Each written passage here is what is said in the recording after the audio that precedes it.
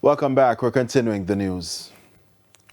Reconfigure the medical relations with Cuba or else. The ultimatum given by Washington to the Jamaican government surrounding the almost 50-year medical cooperation between Jamaica and Cuba. As Jamila Maitland explains, there is expected to be a wave of ripple effects following the discontinuation of the program.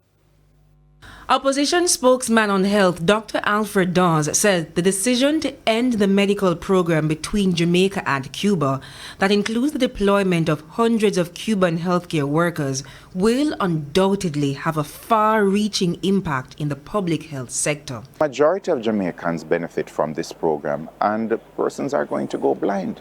We just can't ramp up the number of surgeries that they're doing, and it is going to cause a serious deficit. The Ministry of Health says there are close to 300 Cuban healthcare workers in Jamaica. They are each being offered individual contracts. But Dr. Dawes doesn't believe there will be a high take-up. This concept of individual contracts is not going to fill the gap, because the collaborators know that there are consequences to abandoning their country. I'm not going to speculate as to what the response will be from the Cubans who are here as to whether or not they'll take up this offer. But we have to be prepared. So there is a contingency plan that is being put in place, led by the Office of the Chief Medical Officer, to look at where they are, the critical services, and what the gaps that theoretically could be created. Jamaica and Cuba have had these relations since 1976. The agreement reportedly expired in 2023 and has not been renewed since. Still, the Cubans were allowed to come and work. TVJ News understands that the United States government is concerned about payment arrangements under the contractual obligations. Health Minister Dr. Christopher Tufton explains what currently obtains. The part salary goes to the Cuban government, part salary goes to the worker here. The U.S. government has described it as forced labor or modern-day slavery. Dr. Alfred Dawes describes it as unfortunate. So I'm very worried for the country. It's unfortunate that we are victims of great power rivalry, because that's exactly what it is. And it's unfortunate that we're trading the healthcare of our Jamaicans for diplomatic goodwill. TVJ News has been reliably informed that some members of cabinet were being targeted with sanctions by Washington.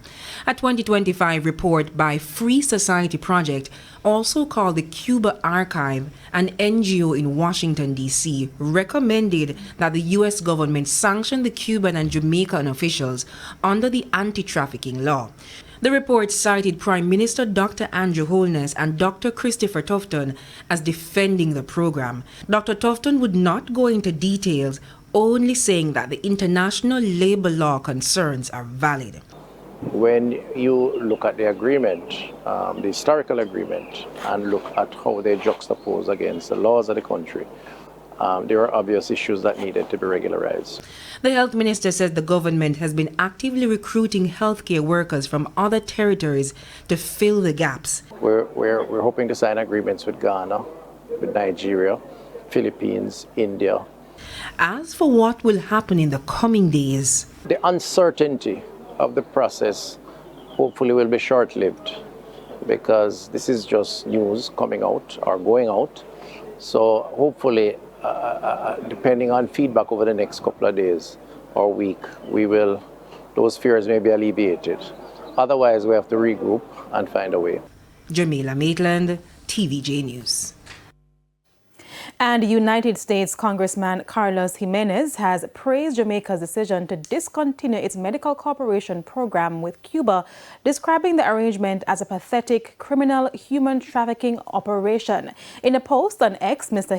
Jimenez claimed that doctors were being trafficked, their wages garnished, and they were being subjected to inhumane conditions amounting to modern-day slavery. His latest remarks on Jamaica come a week after he criticized Prime Minister Dr. Andrew Holness over comments about Cuba during the recent CARICOM summit.